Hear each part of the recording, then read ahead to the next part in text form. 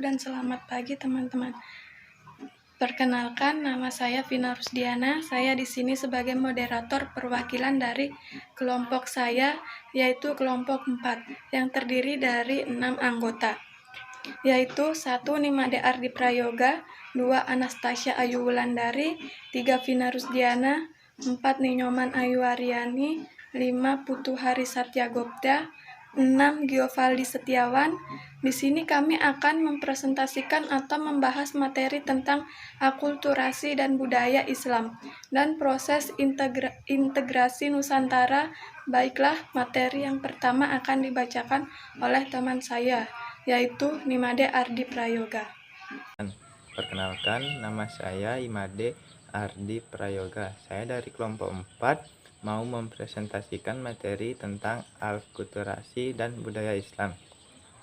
Yang pertama yaitu seni bangunan. Pada zaman perkembangan Islam, seni bangunan yang menonjol adalah masjid dan menaranya, serta makam. Bagian A. Masjid dan menara. Fungsi utama masjid adalah sebagai tempat beribadah bagi orang muslim. Masjid juga dapat dianggap sebagai pusat kebudayaan bagi orang-orang muslim. Dan ada beberapa ciri bangunan masjid kuno di Indonesia.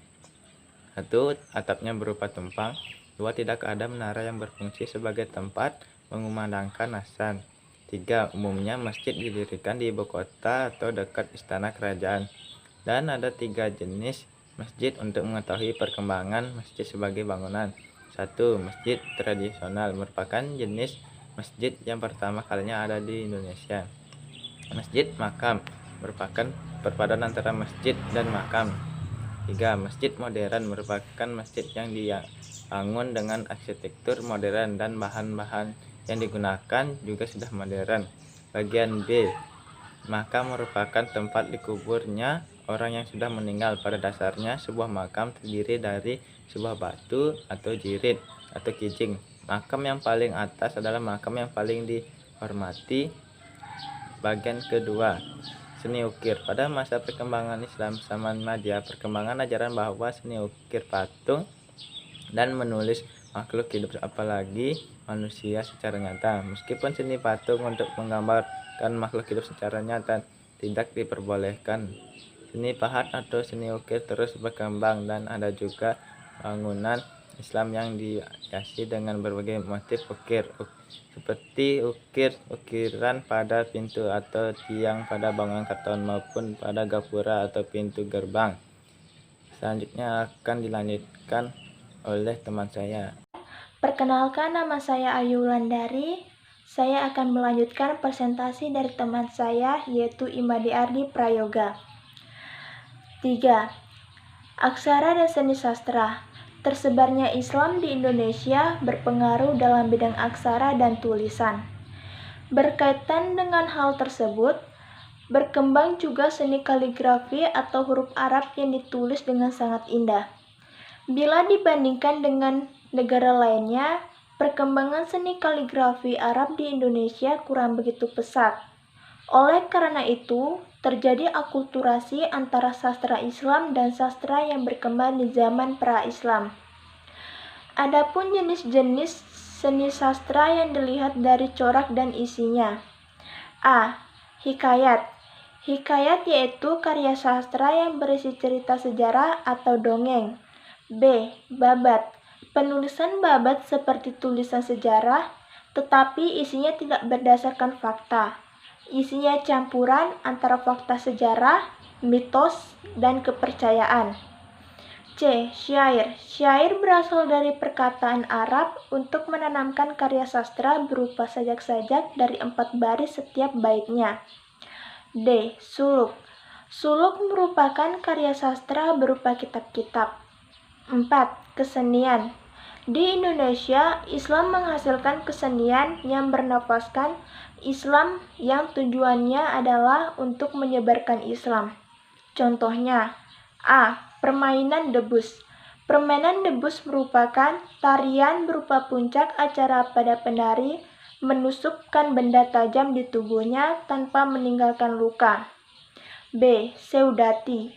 Seudati merupakan bentuk tarian Aceh. D. Wayang. Pertunjukan wayang sudah berkembang sejak zaman Hindu, tetapi pada zaman Islam terus dikembangkan. Materi selanjutnya akan dilanjutkan oleh teman saya. Nama saya Vina Rusdiana. Saya akan melanjutkan materi dari Anastasia Ayu Wulandari. Saya akan membacakan tentang bidang kalender dan upacara sekaten. 5.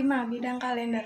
Indonesia telah mengenal sistem kalender sebelum datangnya pengaruh Hindu-Buddha dari India. Ketika pengaruh agama dan budaya Islam masuk ke Indonesia, peninggalan Islam berupa kalender Hijriah pun masuk.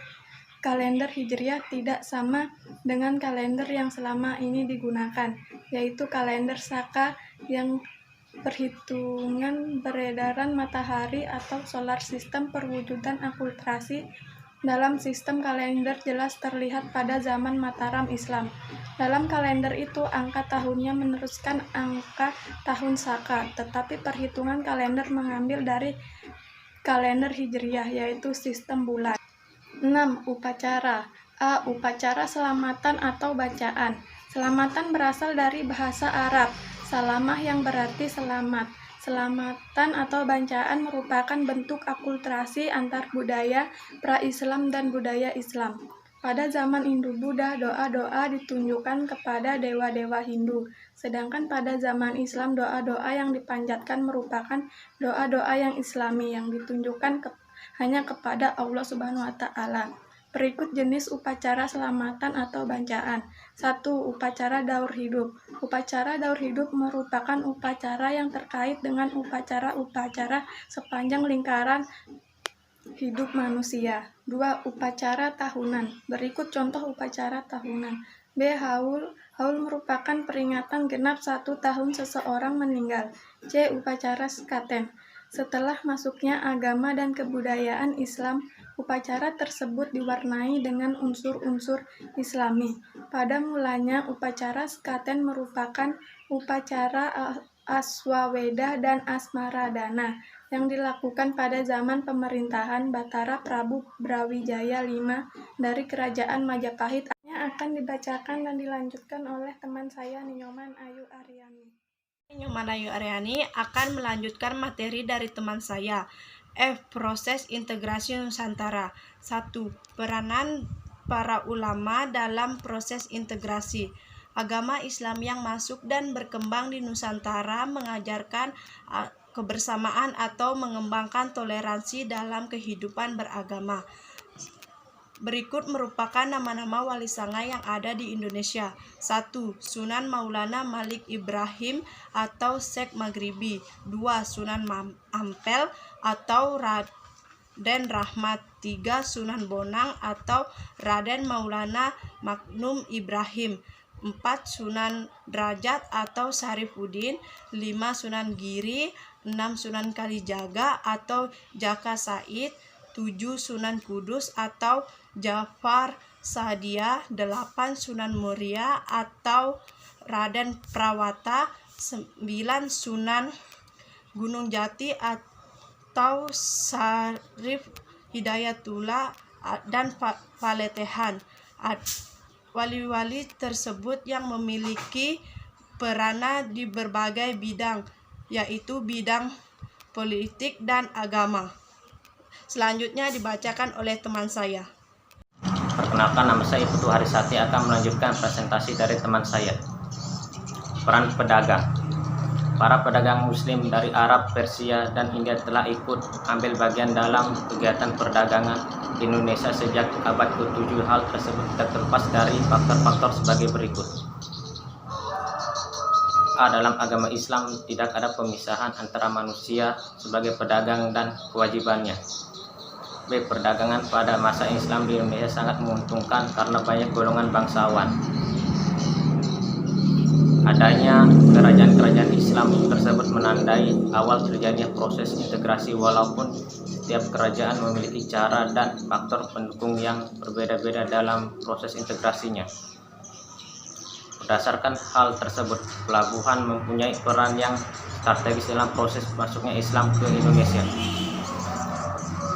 A. Sebagai tempat persinggahan para pedagang. B. Untuk memuat atau membongkar barang-barang dagangan. C. menjadi tempat transaksi perdagangan jual beli barang. Proses integrasi juga dapat dilihat dari kegiatan pelayaran dan perdagangan antar pulau. Pada mulanya penduduk di suatu pulau memenuhi kebutuhan hidupnya dengan apa yang ada di pulau tempat tinggalnya. Perkenalkan, nama saya Givaldi Setiawan dari kelompok 4, mau presentasikan materi tentang peran bahasa. Dalam proses integrasi bahasa juga peran yang strategis. Bahasa merupakan peran pergaulan hampir semua pelabuhan di Kepulauan Nusantara menggunakan bahasa Melayu. Adapun faktor-faktor yang menjadikan bahasa Melayu digunakan sebagai bahasa pergaulan antar suku adalah sebagai berikut. A. Menurut catatan Ibnu Battulah, para cendekiawan yang beragama Islam sejak abad ke-13. B. Terjadinya penyebaran budaya dan bahasa Melayu melalui perpindahan suku bangsa Melayu yang diperkirakan dimulai abad ke-15. C. Adanya pernikahan antar kerajaan sekaligus antar bahasa. D. Suku bahasa Melayu banyak menaikkan perdagangan jarak jauh. Sejak abad dahulu bahasa Melayu sudah menjadi bahasa resmi negara Melayu. Para pedagang yang ada di daerah sebelah timur Nusantara juga menggunakan bahasa Melayu sebagai bahasa pengantar. Teman, itulah tadi presentasi dari kelompok kami, yaitu kelompok 4. Jika ada kesalahan dalam mempresentasikan atau menjelaskan dari kita semua, mohon dimaklumi. Saya dan kelompok saya mengucapkan terima kasih, dan saya akhiri dengan Assalamualaikum warahmatullahi wabarakatuh dan selamat pagi.